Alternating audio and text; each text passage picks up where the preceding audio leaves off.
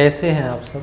देखिए लूसेंट जो बुक है नीली वाली, उसका हम लोग पढ़ेंगे इतिहास चैप्टर, ठीक है, जो कि पूरा कम्पिटिटिव है। इसमें हम लोग इतिहास पढ़ेंगे, ठीक है ना, कि क्या है इतिहास में। हम लोग पढ़ेंगे भारत का इतिहास। तो भारत का जो इतिहास है वो हम लोगों को 4 कालखंडों में बांटा गया है। पहला है प्राचीन भारत, फिर है मध्यकालीन भारत, किस प्राचीन भारत में क्या क्या था, फिर मध्यकालीन भारत में क्या क्या हुआ, उसके बाद आधुनिक भारत, मॉडर्न भारत में क्या क्या हुआ, और उसके बाद फिर हम लोगों को पढ़ना पड़ता है विश्व का इतिहास, ठीक है। ज़्यादातर 3 ही हम लोगों को इम्पोर्टेंट होता है, प्राचीन भारत, मध्यकालीन भारत और आधुनिक भारत। उसके बाद विश्व इतिहास को हम लोगों को पढ़ना होता है।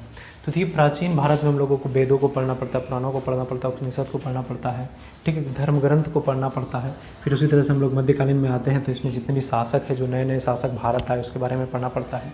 उसी तरह से ये सब हम लोगों को पढ़ना पड़ता है। अब देखिए हम लोग यहाँ पे पहला उठाएंगे मध्यकालीन भारत, कि मध्यकालीन भारत में क्या है। तो जो हमारा टॉपिक है वो हम लोग पहले क्लियर करेंगे। तो सबसे पहले मध्यकालीन भारत है।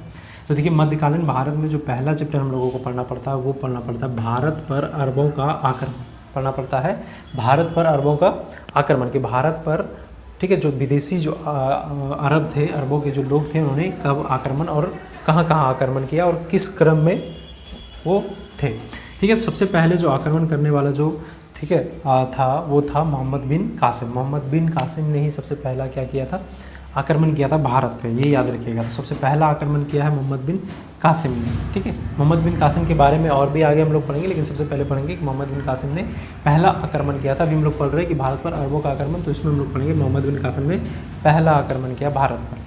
जो समय था ये 712 ईस्वी था। छोटा सा आप समझ लीजिए कि समय था 712 ईस्वी। जगह कहाँ पे आक्रमण किया था, तो ये सिंध पर आक्रमण किया था। उसमें सिंध के जो शासक थे वो दाहिर था, दाहिर वहाँ पे विराजमान था। उसके बाद जो परिणाम निकला, इसमें से कासिम ने क्या किया, जीत कर लिया, ठीक है। कासिम ने आक्रमण किया और कासिम पहली बार में ही जीत गया। उसके बाद इसका उद्देश्य था, सबसे बड़ा उद्देश्य था इसका धन लूटना, ठीक है, धन दौलत का लूटना और इस्लाम धर्म का प्रचार करना, ठीक है ना। तो इस्लाम धर्म का प्रचार करना और धन दौलत लूटना इसका यहाँ पे, ठीक है, उद्देश्य था।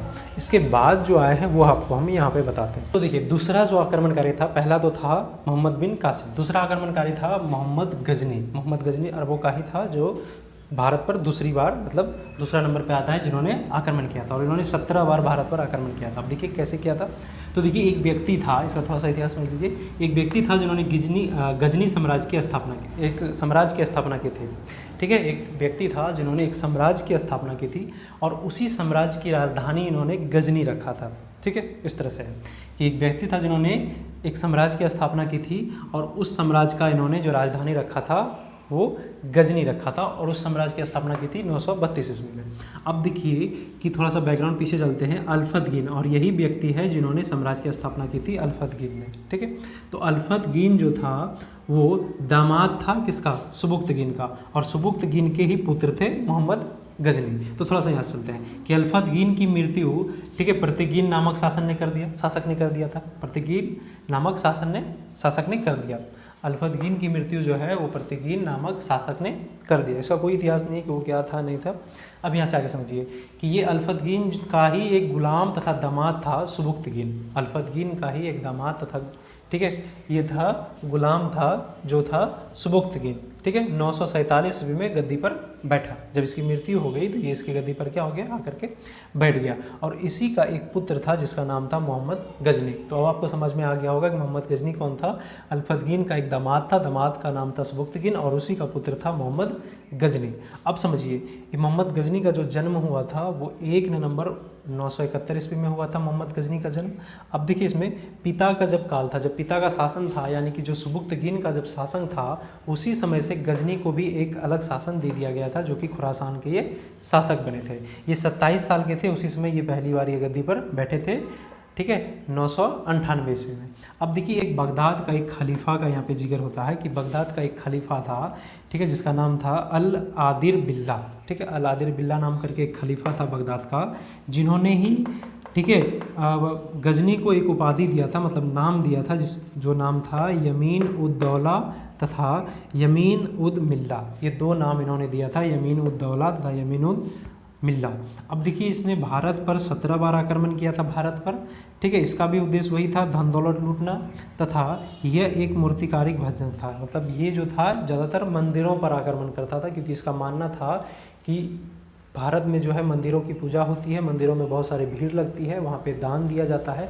तो जितनी भी ज़्यादा जो हम लोगों को धन संपत्ति जो मिलने वाला है वो कहाँ पे मिलने वाला है, मंदिरों में मिलने वाला है। इसलिए सबसे ज़्यादा कहाँ पे आक्रमण करता था, मंदिर पे करता था, और बड़े बड़े मंदिर पर करता था। इसका एक चर्चित आक्रमण भी है सोमनाथ मंदिर पर, तो हम लोग देखेंगे। इसने पहला आक्रमण किया था 1000 ईस्वी में, ठीक है, जयपाल के विरुद्ध।